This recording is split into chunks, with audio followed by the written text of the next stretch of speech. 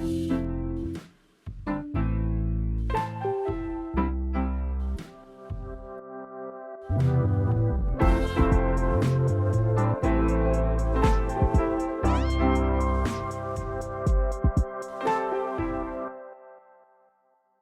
should take a moment to let the listeners know that we're recording this episode 2, after we recorded episode 3.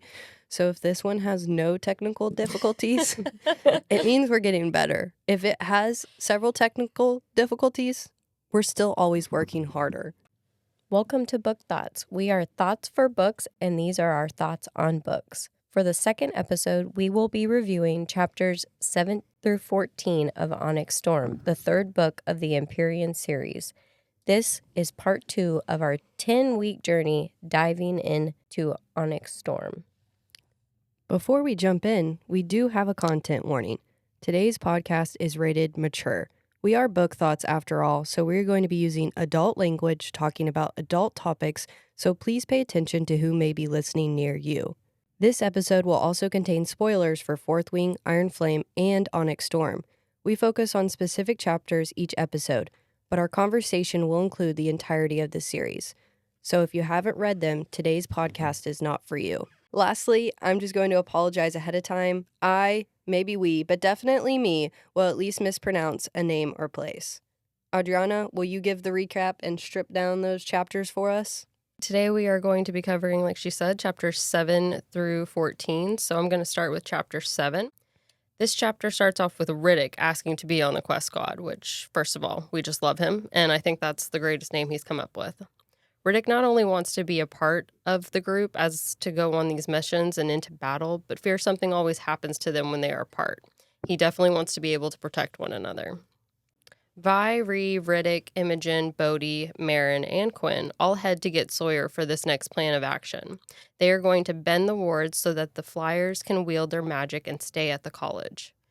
Mira and Brennan are both there waiting to help with the runes since they are already highly aware their sister was up to something. Nothing gets past them.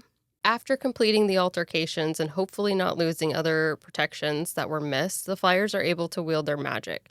Now, as long as negotiations for an alliance can continue, the Flyers are able to stay, just as Vi had promised to Karis. Now that the Flyers will be staying with their squads, they have to reassign wing leaders, and we get Dane back as Fourth Wings. This chapter closes with Colonel Atos shouting for Violet, stating that she is charged with high treason against the Kingdom of Navarre.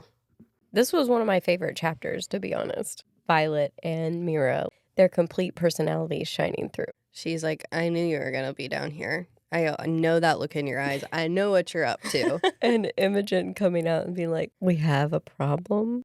I don't think you want me to knock out this particular guard. I feel like Sawyer being a metallurgist could be beneficial for him as far as losing his leg. It says he's trying on a wooden one, and I'm like, wouldn't you want a metal one if you're, metallurgist? That sounds like a fake Metalinguist? word. Metalinguist? That's how I say it. It just doesn't sound like a real word. What? Linguist is like talk to metal. Is that what it is? A linguist, yeah, they'd be talking to metal. He's talking But to I it. think he can, like, manipulate different metals. So Yeah, that'd be iron, like, anything Imagine of the if sort. he made his Absolutely. leg into, let's say it was made of metal. He drops his sword, bam, makes it into a sword. Yeah. I don't know. We're rooting for you. Yes. I just think maybe the squad's a little daft in this area. I like the new sign, by the way. Isn't it cute? Em's got us a Book Thots poster. It's beautiful. How do we all have one of these in our homes? Yeah, our custom Book Thots At your poster. local Walgreens. Speaking of, our sponsor, Walgreens, where you can get your posters now. Not actually sponsored by Walgreens. No. If you'd like to sponsor us, let us know how that works. We're at bookthoughts.outlook. No. Nope. Nope. Bookthoughts@outlook.com. I don't know how to say an email address, guys. I do love that the squad encourages him at every turn while being patient with him, but also trying to like help pull him through some of the depression that we're seeing him go through, because this was such like a huge loss for him. But later on, I think we see him be pushed, but also notice that even his dragon is willing to work with him. Yeah, my boy Riddick came in again. Yes. He really is amazing. I think he is our hype man for everyone in this series, and nothing better happened to him. The other thing I mentioned here was that nothing can get past Mira when it comes to Violet. She knows her little sister, but could she also be hiding another signet? I don't think there's any reason to think she has two signets. What would be her, like, why would she have it? The only thing is, like, I feel like with a sisterly blonde, she could definitely pick up on the clues that Violet's being a little sketchy or maybe hiding something, you know. They're really in tune with each other. Could she also have known her thoughts? Could she have predicted her thoughts versus just that sisterly bond of being able to pick it up? I don't think that we know all we're gonna know about Mira. I don't know if she's hiding another signet. She's reading all of her mom's journals. We got to keep that in mind, too. Like, while Violet's going through the dad's, she's reading all of her mom's. And Mama Sorrengail was a force to be reckoned with. She has insights that nobody's privy to. There's definitely more to her, but I don't have reason to think she has another signet. Now, maybe she's working on the lesser magic a lot more. We definitely know she's good with ruins. And they're just hoping that with altering this ward stone that basically some of the protections were still in place. Obviously, they know Jack's in place, but there could be some things we come across later. I hate him so much. I'm going to jump into chapter 8. It says, Bai winces seeing that Colonel Atos has now been raised to general. Remaining calm, she states that she will only speak with the Cenarium, which is exactly where he leads her. Xaden is seated alongside the other members of the Cenarium, discussing negotiations. Shadows brush against her mind as he asks, quote, what happened to not getting in trouble? Did you really fuck with the wards? Using his words from her first year, she sends down the bond, quote, someone once told me that the right way isn't the only way. Atos demands for her quick judgment, but it's the Duke of Kaldir that tells him to remove himself since he has no purview with this council. Fuck you, Atos. Mm-hmm. Hoping that Violence has a plan, he informs her that the accord for the riot to stay has already been signed as of this morning. The Duke of Kaldir asks if any damage to the wards beyond the allowing of the flyers to wield has been noticed. The wards are still in place against the Dark Wielder, so Jack Barlow isn't going anywhere anytime soon. Violet announces that she was the one who orchestrated altering the ward stone. She's the reason the flyers can wield now that they have a clear path to negotiations. Since the accord has been signed, they are free to continue their own discussions while she's allowed to go back to class. Badass. Queen Mariah thanks her for what she risked to keep her flyers here. In exchange, she offers access to her personal library in hopes of finding information on defeating the Venom from centuries ago. Ree and Riddick are outside waiting for her since they were afraid she was going to be taken out back and turned to ash. But there's General Atos bellowing at her that she will face consequences for her actions. Luckily, Brennan is there to step in and shocks Atos. All the times he has tried to get rid of Cadet Sorrengail, trying to kill them at Athbine, sending assassins after the fall, sending Varish, and yet she's still here. He's lost. For one last jab, Atos throws out that the king has appointed him commanding general of Basgiath. It's a huge moment for Violet to stand up for herself. She knows how valuable she is along with her dragons. She's untouchable, pissing General Fuckface off. He just invoked Article 8, Section 1 of the Codex to send Violet and her fellow second-year cadets and squad leader to spend 2 days of duty at the outpost of Samara. Well, they pulled it off. Finding out that Atos has been appointed the new commanding general of Basgiath by the king was a blow, but something that I hope will be his downfall in the end. Can you think of any ways he's going to continue to be a pain in the ass? He's on a power trip the whole time. And I kind of want to go back to something because I forgot to mention it. And I think you had a note for it too. Yeah. But back to chapter 7 real quick. Okay. Talking about the wards, when it says specifically that they think that the wards are 99% in place. Oh, yes. It specifically says, I think the wards are 99% in place to protect us from the Dark Wielders. So I want to know what else the wards do, because it's so specific. They must do other stuff. And I want to know if they lost anything when they did that and what that would be, like lost a piece of the protection. Well, especially since we're probably not going to see it for a little bit, or at least it might not be revealed right away. And so that's kind of one of those things of like, oh, well, nothing's been noted as of yet, but we'll just see. Well, remember when Sawyer first touches it with his metalinguist or whatever, that's what I keep saying, I guess. Something does happen, and it doesn't cause the flyers to be able to wield. And we don't know what happened. Xaden's like, I would be able to feel it if it was something to do with protecting us from the venom, and he doesn't. General Atos being now a general makes me think that this Keen that we haven't met, and we've only met his sons, is so much worse than we can expect. Because we still haven't met him, right? Not one time? The whole book, he's not in it. I don't think so. It's always his council and his sons, and it's never him.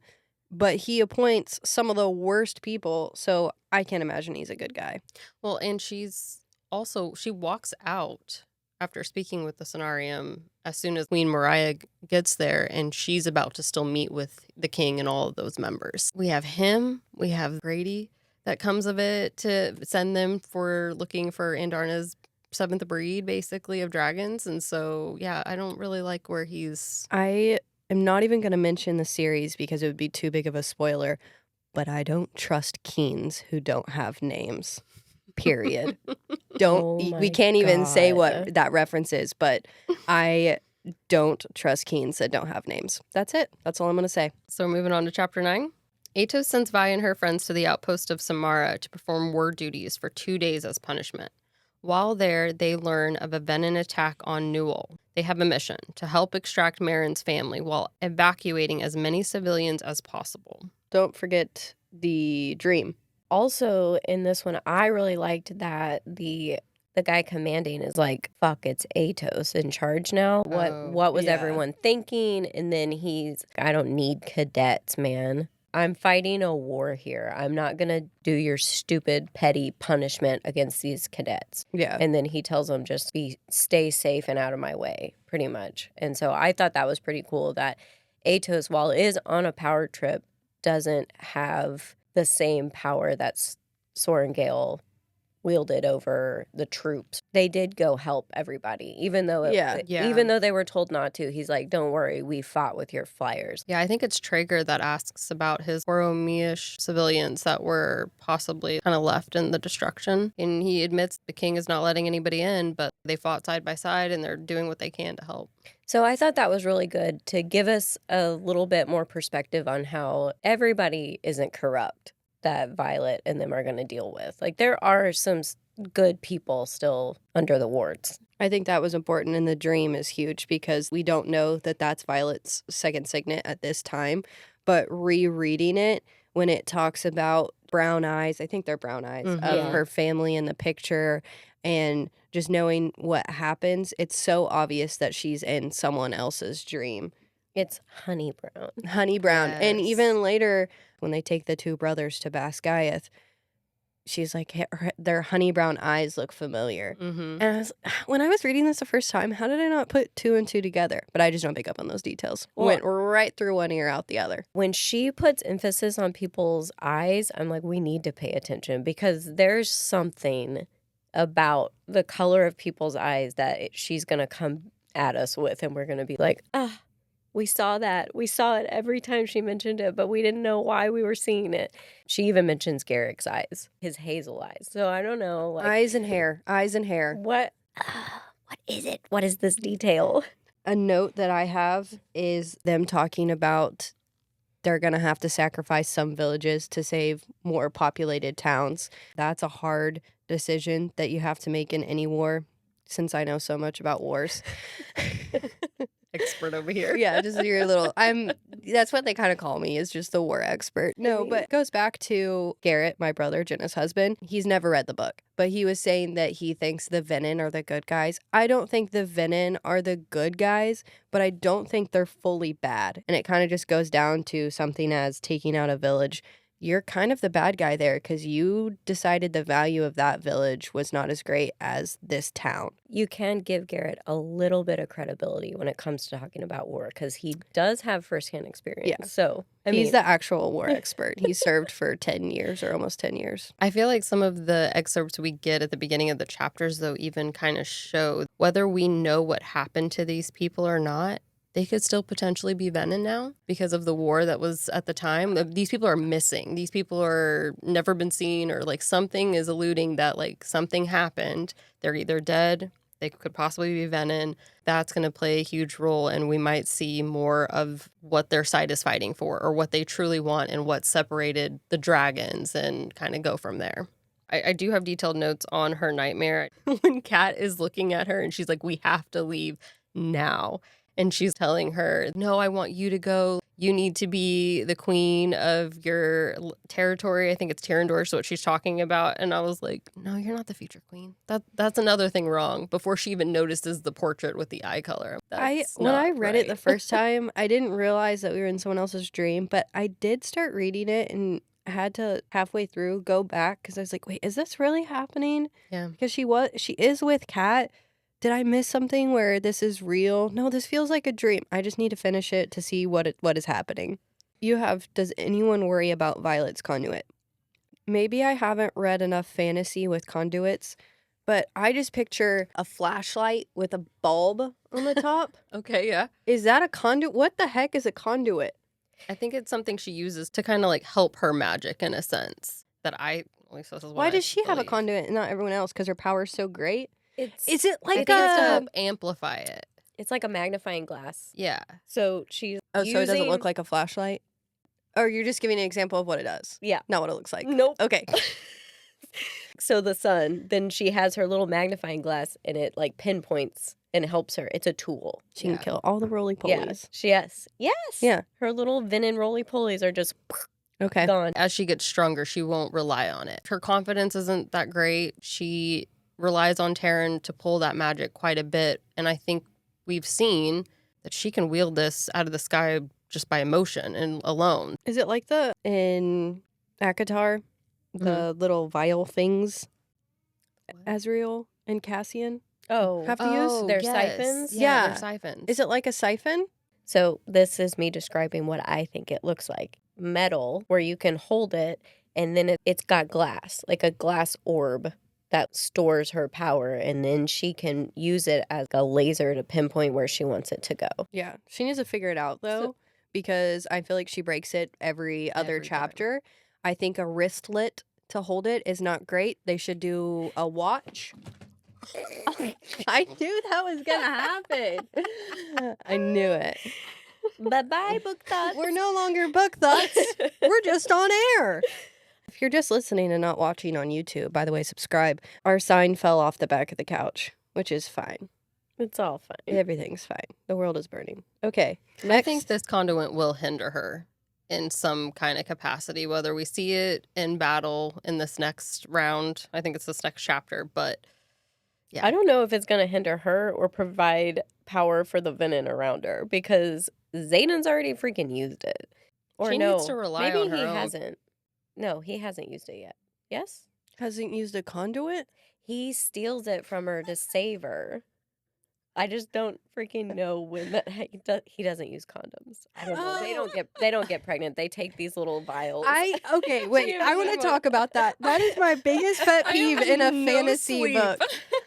In a fantasy book, when they're about to have sex and then they go, hold on, let me take my potions to not get pregnant. I want to be like, just leave that out. You don't need to tell me that they're taking contraceptive. They do need to tell you that. I don't. Because you need to know when the baby's coming because there's always a fucking baby. When's Violet's baby coming? I better not.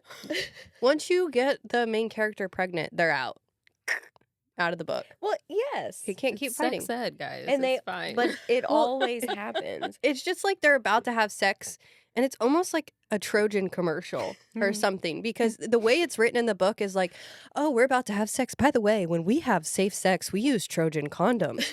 Like, that's how it, and this, maybe that is what they're trying to do.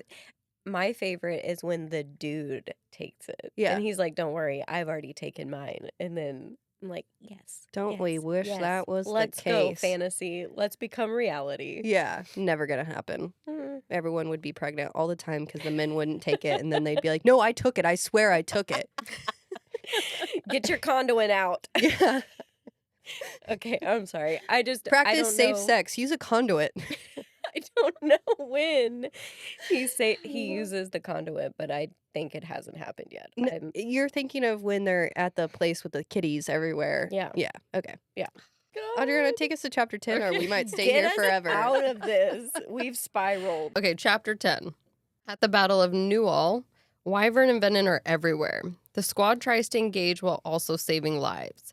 Vi knows that the silver-haired Venom is out here and comes across Garrick, who should be 8 hours away with Xaden. Could Garrick have a second signet she doesn't know about? A tornado appears out of nowhere and throws Vi and Taryn and Garrick with Crod into the mountainside, leaving both Taryn, Crod... Crawdad. Is that his name? I've been calling him Trad. Chad the dragon. This is Trad the Dragon. I wear my hat backwards and sunglasses all the time because it's always sunny in Coolville. This is what I have to put up with. I just, you could have said, Emily, your whole family's life depends on you pronouncing that name right. You get 50 tries. Never would have tried that. I'm almost positive I had to listen to an audiobook version of that one. I because trust you. I don't know. You know Some what? of those dragon names. I mean, it is Gaelic, so it's probably I can't pronounce it. Sue. Gaelic is just The Sleece Stack one, I was the closest with. Yeah, you were. When we looked it up later. Okay, sorry. I don't even know where to start.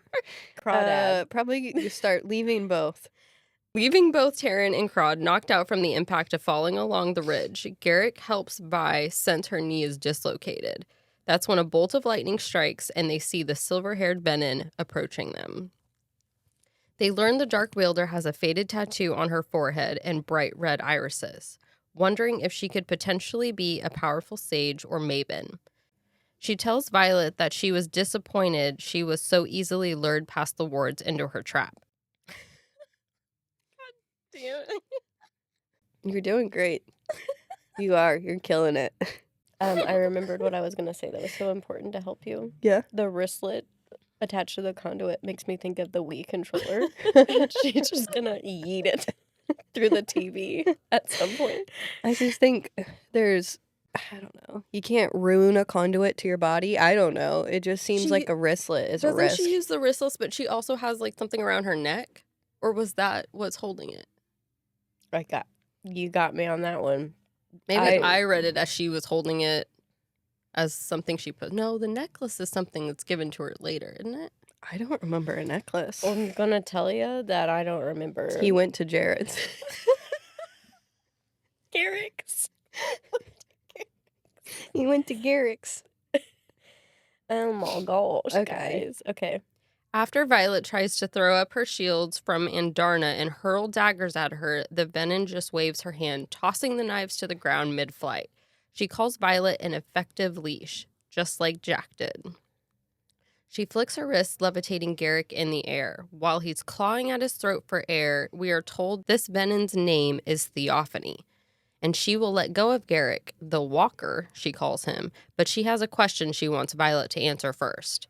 Who chose her first? The one who gifted her the power of the sky or the Irid? How many others do we think have second signets? I feel like we kind of discussed this in a group setting. Oh, she's got a lot, guys. She made eye contact. She pulled the Kindle out. I'm scared. She's got notes. Yeah. She's got the receipts to back it up. I have the receipts. Are the marked ones, do they have a second signet because they're the marked ones?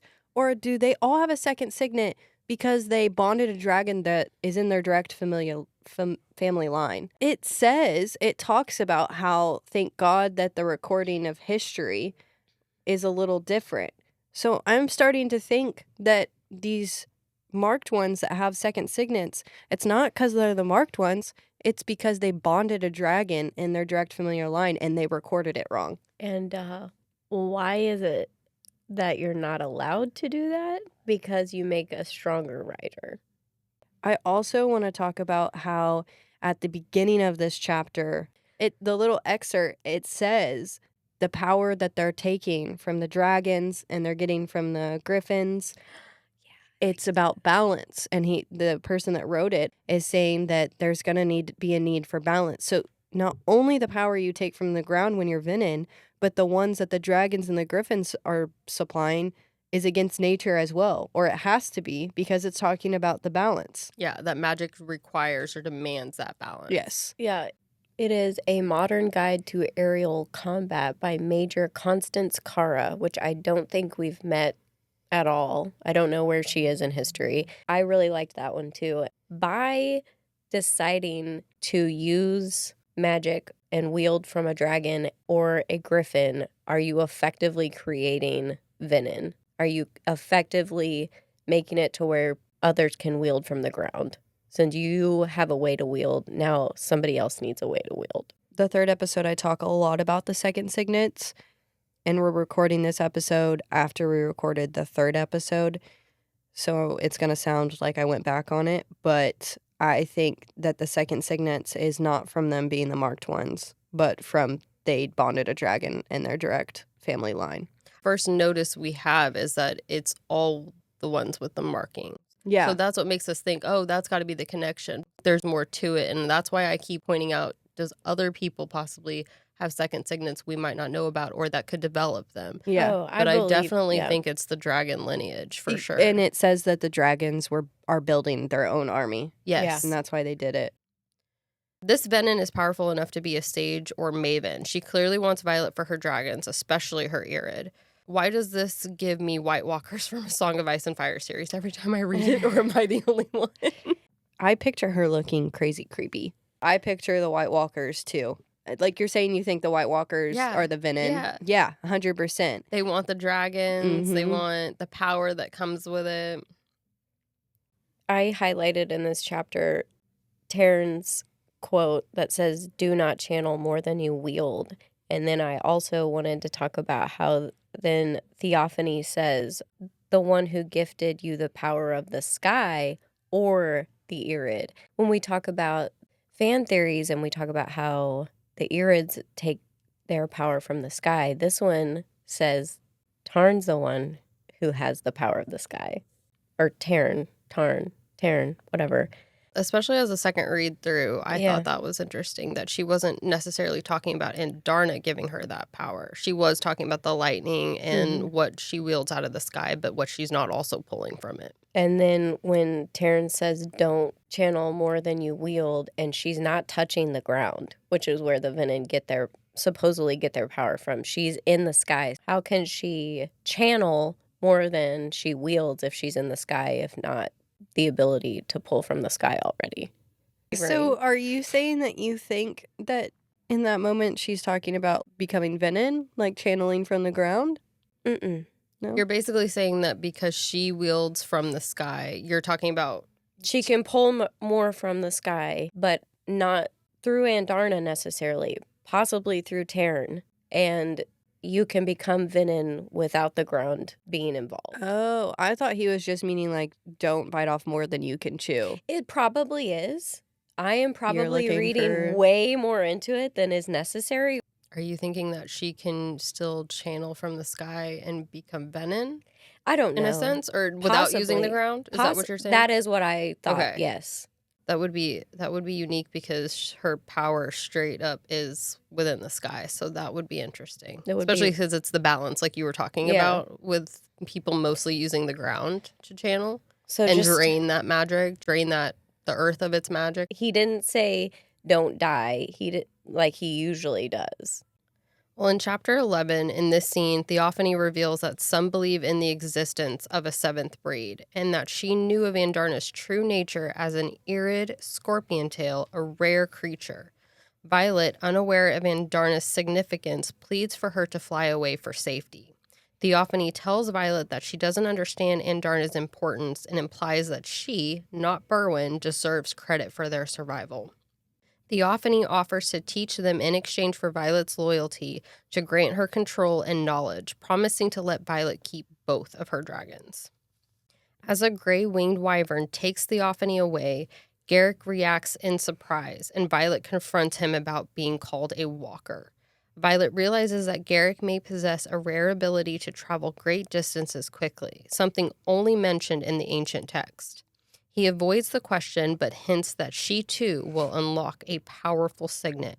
Meanwhile, his scorpion tail dragon Crod awakens, and Violet urges Garrick to leave quickly to keep his second signet secret from the others. Something I thought that was super interesting that Theophany kind of reveals how she knew Violet had been bonded to her. Granted, I get word travels fast, especially if you've got someone on the inside. It makes me wonder if that's how Theophany knew of Andarna being bonded to Violet at Basgiath, is that she had to flee quickly but knew an Irid had bonded her along with Terran. Was she one of the scribes being hidden on the campus or at the college? I think it had this? to, because she said the cream-robed scholars whispered about the seventh breed in your war college. We also know that Theophany has the ability to just not be seen anymore because Violet sees her and then she disappears before Violet's eyes when they're trying to rescue Jack. She can bounce around. Is she posing as a scribe sometimes? I would say absolutely. And then also whatever her mysterious little not be seen thing is. And I didn't remember Baron being really mentioned before. That's who is definitely haunting Xaden, right? Yes, and I found a few things that really stuck out to me on this reread. First and foremost, she's like, why would I choose you over him to be my teacher? Or she asked a question similar to that. And she's like, besides the fact you would be powerless to resist his orders. So that made me really sad, because if Xaden, even if he has a plan, if he's going to go train under the Venin, if his master or whatever it's called says go kill this village, doesn't Xaden have to go do that? I think that's part of, like, not his initiation, that whole ASIM transitioning of power, gaining his full Venin capabilities, maybe? This reread is not making me see any happy endings anywhere. It's making me quite sad, actually. I saw somebody lay the books in a straight line from Fourth Wing down to Onyx Flame, and they're like, this is how you know what the next book is. I thought that was really cool, because if you look at Fourth Wing, it's that orange into very faded, brighter reddish orange, and then Iron Flame is bright red almost into black, and then we have black into the silver. Clearly, our next book is going to be silver into something. I think maybe we'll find out gold. the silver-haired Venin, or any of the ties to even Violet with her silver hair might finally be revealed. Since that seems to be such a pressing thing that we keep having Rebecca point out at every possible turn. I'm just sad.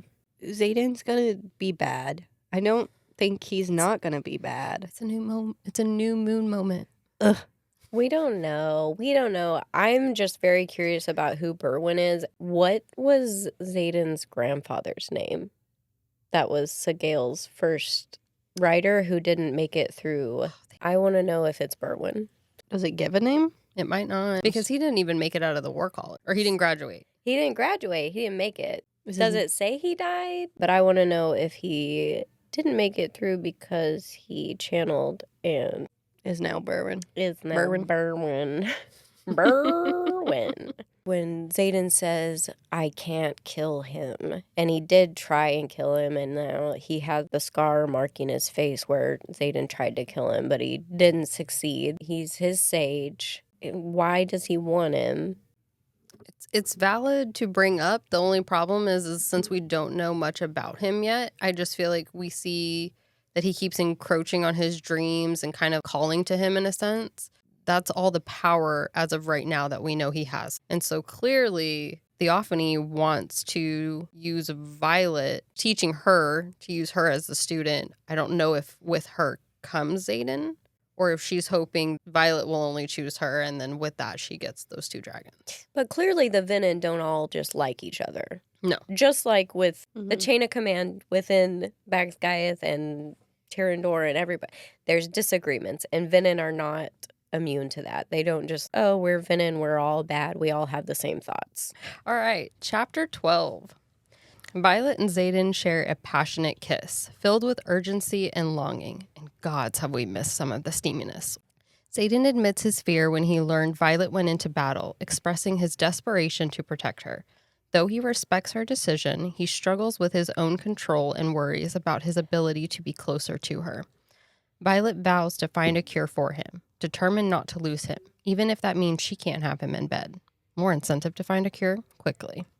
Violet then asks about Garrett's second signet. Xaden confirms that Garrett is a distance wielder. She also recalls seeing Liam use ice, sparking her curiosity about second signets and rebellion relics. Xaden explains that second signets are common and often go unnoticed, which is why people don't question his singular use of shadows. He notes that the dragons seem to choose their wielders, and more signets mean more power, essentially building their own army. Violet adds that the report missed something. She wielded lightning, and questions whether Venin could also possess signets, not just lesser magic. Meanwhile, classes have all resumed except for history. Violet meets Imogen outside the healer's quadrant and receives a letter from Garrick, though it's actually from Xaden. In the letter, Xaden mentions a fight at Fervin and implies he's near burnout. Taking measures to rest, Violet realizes he's waiting for his eyes to return to normal. She and Imogen try to find a way to get Xaden off the border while searching for a cure. Imogen asks if Violet has met with Grady about new riders. While Violet hasn't met him yet, Grady has been trying to get information from Andarna through her dragon, but it didn't go well. Andarna responded sassily, leaving Grady's dragon with missing scales and a bitten tail. Andarna jokes that next time she'll collect enough scales for her new armor for Violet. We love a sassy teenage Andarna. Grady's only recommended rider is Aura Binehaven, a powerful fire wielder who tried to kill Violet during a fight. While Imogen understands the need for experienced squad members, she's concerned about trusting someone like Aura. Violet and Imogen visit Jack, who appears near death with two choices: a week's life extension with an alloy, or a quick death with a vial containing orange peel. Violet exchanges 4 questions for the alloy. Number 1, can initiates sense each other? Jack explains they can when new, but as they grow more adept, they can hide their presence, making it hard to detect other channelers. Number 2, do you need to be taught to channel, or can someone turn evil on their own? Jack answers that anyone experienced with the flow of magic, like dragon riders or griffin flyers, can channel on their own without needing instruction. Question 3, do you know the enemy's plan? Jack dismisses this question, stating information is need to know. And lastly, question 4, how do you cure yourself after channeling from the source? Jack explains there's no cure, as they aren't weakened by emotions and don't need curing. They advance based on their own talent and capabilities. After Violet gives him the alloy, Jack regains his health. He taunts Violet, referencing the pain and bloodshed she experienced, claiming he could still hurt her without ever lifting a blade. He threatens to tell Justinia she's been feeding the enemy, but Imogen interrupts, saying Jack won't be able to talk about something he can't remember. And the scene ends with Rhiannon, Riddick, Sawyer waiting for them in the tunnel. So that was kind of a lot to unpack. Are there theories starting to be plotted after kind of what we've learned with Jack and maybe some of the scribes? Especially with that question 1. Can initiates sense one another? And he says at first you can, but then later on you don't have a scent anymore, or they can't scent you, so you could go on without even being noticed by other Venin. There's probably tons of Venin that are around even the college and we don't even know about. It seems like as soon as they have channeled or they're new, they can sense each other's presence to help get them maybe like a teacher or an instructor is kind of how he worded it. There has to be a way that some of them can hide their blood red eyes and the red veins and stuff, because I think that they're even hiding among people that don't look like Venin from the outside, or what we know of that they look like. And I think you brought it up too, Violet's mom, because we remember that vivid memory of Violet saying that she did have red rim eyes at one point, maybe right after she had gone into Like battle a long or the birth shift or something. Yeah. I think there's a chance that, and I don't have any reason to believe it, that even Papa Sorengale was Venin. What if everybody's just Venom? What if that's where he is this whole time? He's not really dead. He pulled a Brennan, and we're going to come back and be like, oh, so you're Berwyn, or whatever his name was. I've seen that before, where when Mama Sorngel is dying, she says it's time to see him. She doesn't specifically say his name, so people are talking about, was she talking about seeing Papa Sorngel, or is she talking about seeing someone else? Is he still alive? Especially since it's still unclear with their dragons. We even asked about that. We don't know anything about her dragon that I know of. I think that he is dead. You think he is dead? He's not pulling a Brennan? I don't think so. I think he died. But I don't know why he died. Did he die because he was feeding Mama Sorengale? Did he die because he was Venom and he was no longer drawing from magic, because it says that his heart gave out from Brennan dying in the first book? Yeah. Oh, yeah. Yeah. So Well, was that it is- actually he wasn't feeding for more magic and he kind of died like Jack did? Or Jack would. Yeah. No, that guy's still alive. Big plans, big plans. I do think he did. He died. He did die. Did. R.I.P. I think that. Did die, did. I think I just have trust issues after this. I mean, everything about this book, we're like, well, maybe. But what if? I feel like also with Brennan coming back alive and that sage not being killed by Xaden, which was not a shocker. No one thought he was dead. Yeah. But I need paperwork. I need a tombstone. Yeah. I need where the buried, time of death. Yeah. Just everything that's proof that that person is actually dead. There's a part of me that thinks Liam might still be alive. Well, there's a big part of me that's hoping Liam is still alive. Or that she can at least talk to dead people so she can go Yeah. talk to Liam when she wants and when Xaden inevitably dies as well. I first read the last line of the book as Liam until I reread that chapter and I was, does she mean Garrett? Because it's hinting that someone who's not there. And I think even like Rebecca is asked it at some point and she's like, pay attention to who's missing. That does not help me either. Missing from that battle or missing in general from the story. I reread it and I just can't interpret it as that she's saying it's Liam. Yeah. I cannot. The only way I can interpret it is it's his sage and he's literally tried to physically kill him and could not do it. And that there also may be an emotional tie somewhere. That's why my little, is it his grandpa kind of theory or something like that is I like that theory. there. He saw him so much in his dream. At some point, would he not have mentioned, I saw my grandfather is the sage? Xaden's family structure is just wild to me. Oh, I Okay. can't wait till we talk that piece of a work of a mother. Like that. But also, it doesn't seem like he had the greatest dad either. all he cared about was his land. Yeah, Mhm. Tyrandors. Yeah, I don't know if he even knew his grandpa. Did he, or did Segale just tell him? We don't know a lot about Mr. Xaden. Since Xaden says that the dragons are who choose, or initially, they're choosing for reasons too. So whether it building is an like, army. yeah, building an army, but I have also had a direct connection to you through a past lineage. I think that'll play out huge. I didn't realize that Xaden knew second signets were super common, and he says that they are. He's like, Violet, let's get real. Second signets aren't a big deal. Pretty much everybody has one. Now I'm thinking it's not only the marked ones that have it. Who else has second signets? And what are they? What are we missing?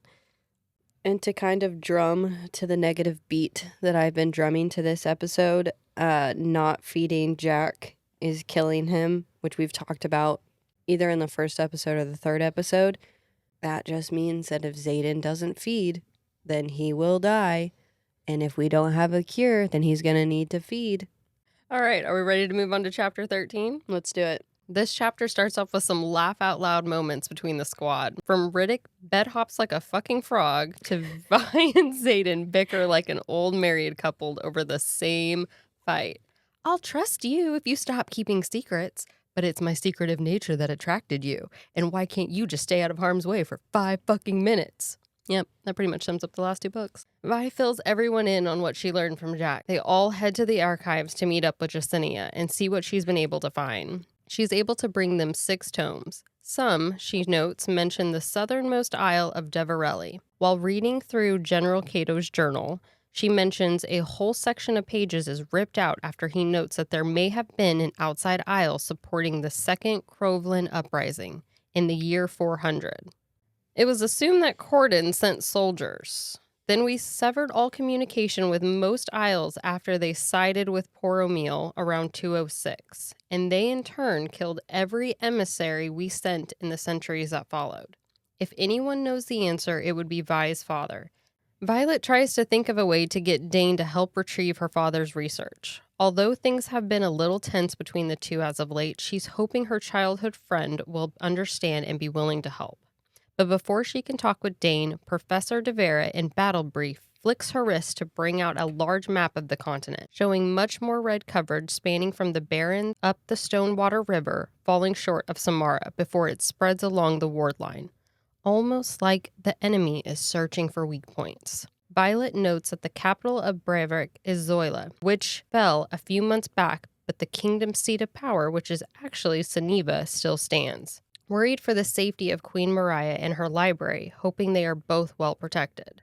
De Vera shares that the concentrated attacks along the wards are believed to be a straight path towards the hatching grounds, with Samara's outpost at its center. With the threat of the enemy being imminent and learning that Venin can possibly wield signets, they have added 3 new classes and have brought Xaden in as one of the instructors, complicating their relationship as it violates Article 8, Section 1 of the Code of Conduct.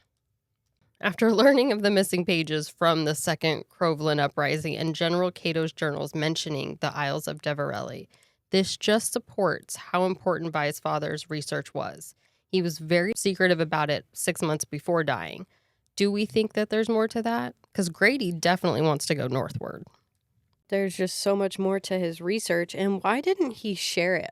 Why did he have to leave cryptic messages and a treasure hunt behind in order to share it?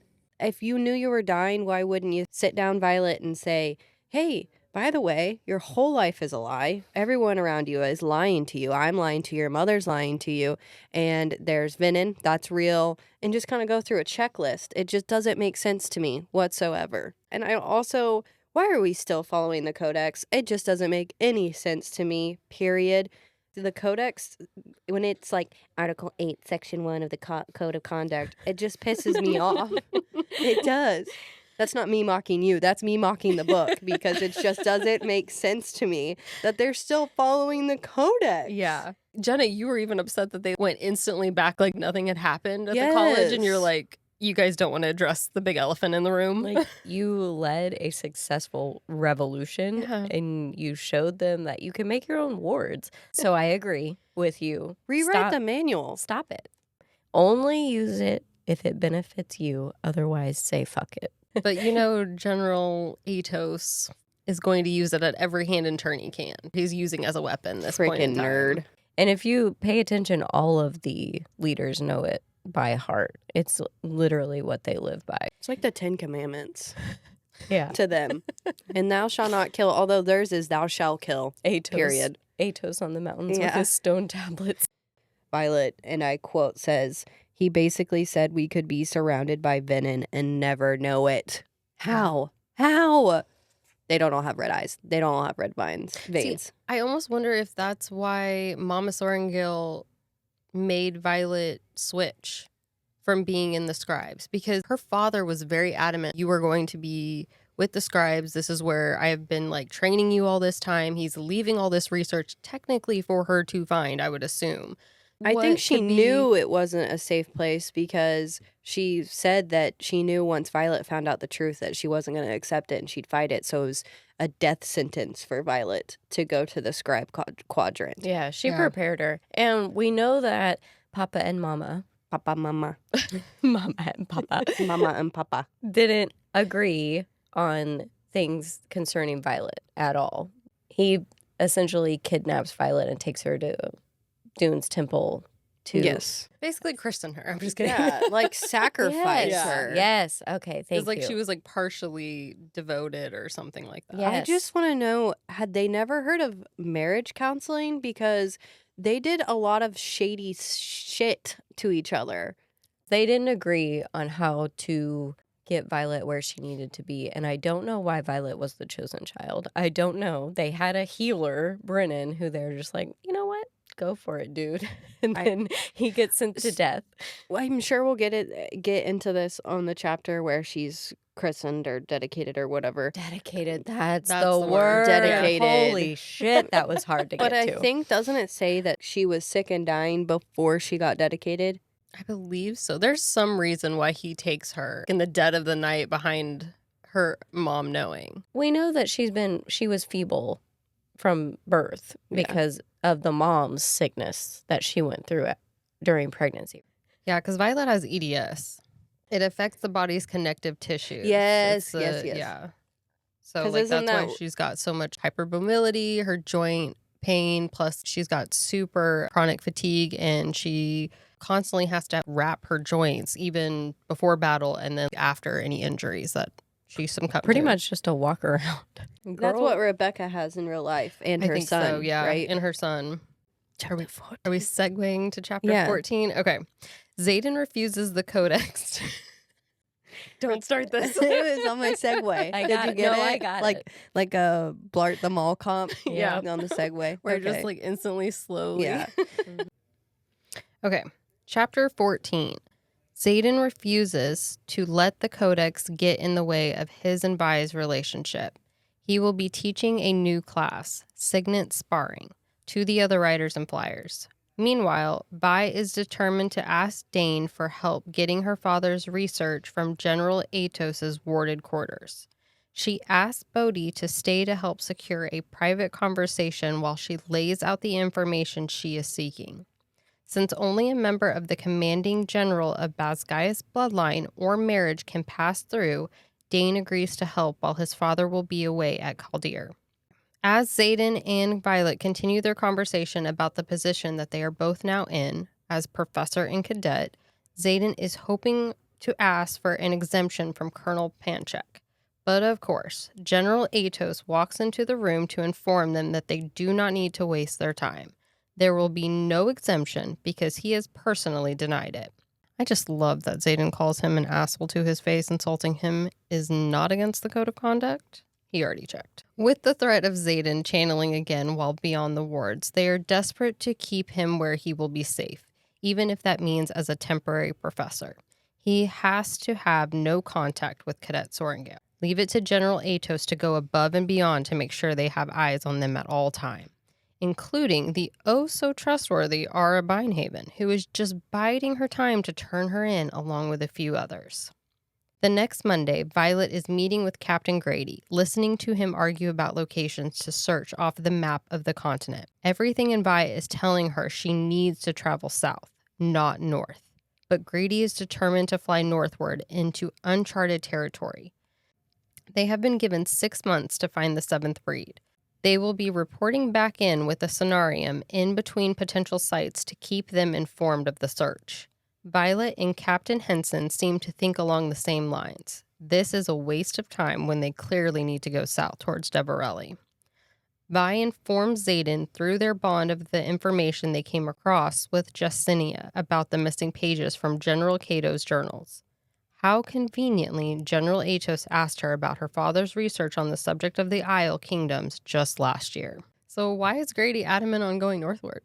We Who's sending never him find northward? out. I kind of want him to go northward in the next book. Where were they gonna go? Where But it's can cold. we expand the map at that point? Can we show the isles and then the uncharted areas of the northward seas? I need something. I know, we don't even have the Isles on the map. No. Is that only Venin territory northward?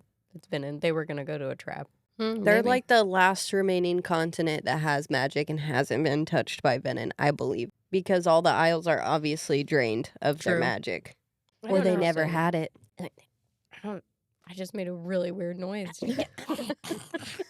That's the sound of when your magic is just stripped away.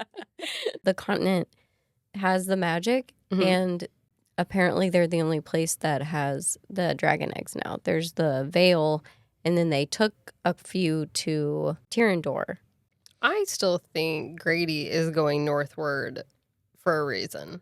Whether that's orders from higher up, maybe it's a distraction.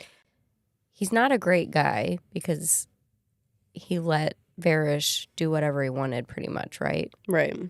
But also, I don't know if he was that bad. Taking him northward, what if they found something else there? I do think going north in the next book will happen, because I do agree. There's a reason why he was so set on it. What does he know that we don't know? What does everyone know that we don't know? Because Apparently a lot. these couple of chapters is making me realize we don't know a lot. Yeah. We don't know a lot about anything. We don't know a lot about anything, but we know some about a little. There you go. There we go. There you go.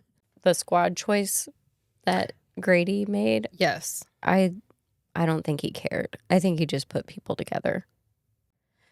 Well, we know Ara's there just to keep eyes on I Violet. hate her. I didn't like her from the get-go. Why does she have such a hard-on for Violet? Just like Jack the Whack. They both have this. She is not that threatening. She's a small girl. She has 2 dragons. I Violet. just don't understand why people are choosing Violet to be like, you gotta die. People don't like what's different. I assume she was just, a fire wielder, so it meant she was prone to anger and violence and just kind of needing her own therapy.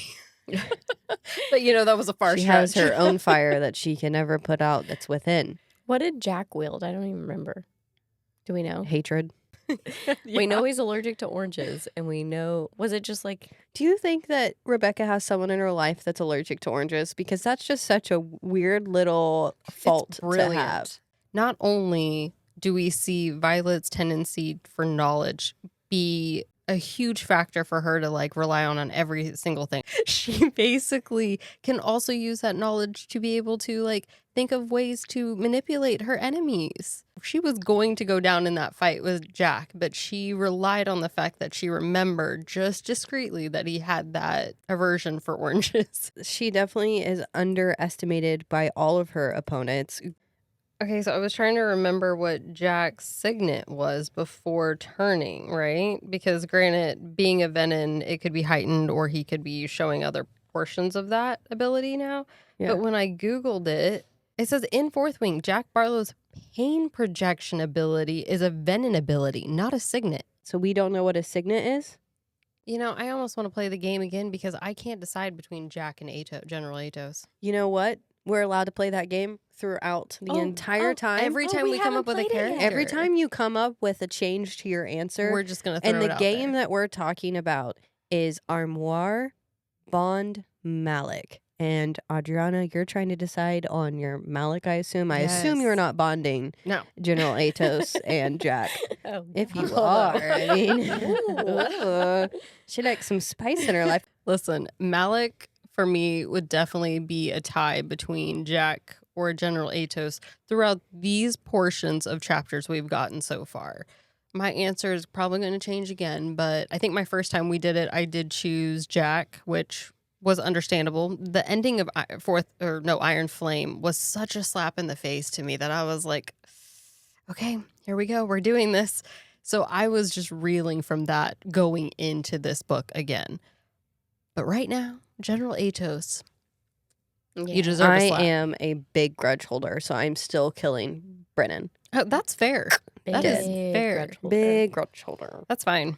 You need to have a family coming to the table moment with him to really let it all out. I want to be like a family therapist to the Sorengel family. I'd be like, hey, you guys have been through a lot of trauma, more than the average family of fighters. I don't even know. Maybe? though, Maybe? because Is this normal? the Are you writer guys- families, the ones with marks, watch their parents be executed. I know every chapter you find out that a new character has lost someone personal in their life. Makes your day seem kind of okay after that, doesn't it? It's war. It's war. And I, as your local war expert. Now we're jumping into the spotlight. So, Adriana, what do you have for us this week? I noted that Rebecca was tagged by the Washington Post stating that labeling books romantasy feels like a way of saying that this book is written for girls only, so it doesn't get to be fantasy. Love and sex in fantasy is nothing new, and I love this. And congrats on being part of the Post Next 50. That's a list of their 50 people who are shaping society in 2025. I thought that was cool too. That she pointed out, like, this isn't just for women. Yeah, I mean, and I consider my husband a very progressive guy, but I don't think he's read this yet because it is considered, you hear the word smut or romantasy, and it does turn guys off a little bit. I think a lot of people, if you like fantasy, would like this book. Everything that I have taken, and I've just completely spoiled all 3 of these books for my husband, but he said it sounds a lot like the Aragon series. Have you seen How to Train Your Dragon? Because also crazy That's similarities. 100%. Yeah. I love How to Train Your Dragon. When I pitched this, I'm like, it's How to Train Your Dragon kind of met A Song of Ice and Fire. I think some fantasy has heavier leaning romance or the connections of characters, and that's why they sometimes get labeled romantasy in the sense. You can have that both in fantasy. I think the biggest thing for fantasy is you need the world building, you need to explain the magic, and then go from there. And if you have those points, then great, you are considered a fantasy book. And then this next segment of fan theories, I have a question of, do you think Violet will be the key to curing Xaden? I mean, is that kind of where we are headed here? Now, I told you guys I've gotten very negative after reading these couple of chapters. Curing or saving, I don't know if it's a possibility. I think it's like the Titanic and they're both going down together. And that might be a negative outlook today. I mean, we do think that the gods are playing a huge role in this world. Realistically, do you think that this series ends with Xaden being cured? No. I think he's just Venom for life. Whatever that looks like, is there a positive way to be Venom? If she does try to cure him, it has to be done in a very specific way. Otherwise, it's not going to work. It's not going to make sense. And so that's why I see your point of, like, there's no saving him. And on honesty, I think all these people died because I do agree with you. I think history repeats itself. We have to look at, there's a lot of fan theory that think that Mama Sorrengail was Venom when she was pregnant with Violet. Something happened that pulled her through to a point where she could go on and contribute to their society. Is it love? Is love the only thing? Is it going to be? Don't pay love is the only answer. Is it going to be? So unhappy. I mean, Is it gonna be love? It keeps coming up. He keeps saying, he calls her love. He grabs the bond and says, I can't let this go. She's the only love I've had in my life. I don't want to just, like, put it down to being love because we just talked about how it's just a fantasy book and it's for everybody. And that's probably not. It's not going to be that. I wanted to throw in one more theory, if that's okay. Please. So I saw this on TikTok, and it says, not a theory, a fear. So we know Imogen wiped Violet's memory for those 12 hours at the end of the book. But what if she also wiped Xaden's memory of Violet, and he wrote the goodbye note before Imogen wiped his memory, warning her not to find him because he won't remember her. All memories wiped of Violet and Erasia to keep everyone safe. And the next book, he has no idea who Violet is, and he is a completely different person. Don't make me cry. I've done it enough How today. does that keep them safe? Wouldn't that just have him embrace The Venonness? The Venonhood? Yeah. It's not the Brotherhood. It's the Venonhood. Someone said that Imogen can only wipe recent memories. So if that's the case, then this theory debunked. Because another theory that I have is, what if he keeps saying that Violet's the only one that can destroy him? What if Violet had to kill him? And then that's what Imogen wiped her mind of, is of her having to kill him. So this whole next book, we think that he's alive. But he's dead. That would be awful. I can't handle you two. I'm going back to my love theory. I guess I'm being really negative Oh my today. God. I said the Titanic. Xaden might be dead. What Could have a been love. Just don't get on what a TikTok. way what a way to segment that one, because Yeah. that could be true, but like that would be awful. Another fan theory is about broccoli. Okay. Bring that's up broccoli. That's a good one lighter to end note, on. please. Yeah. I don't actually have one. I just wanted to end on a lighter note. Now let's wrap it up. Thank you so much for listening to this week's episode. Next week, we will be talking about chapters 15 through 22 of Onyx Storm. And be sure to check us out on YouTube, Instagram, Facebook, and TikTok. All of our links are below. Tune in every Friday wherever you get your podcast for a new episode of Book Thoughts.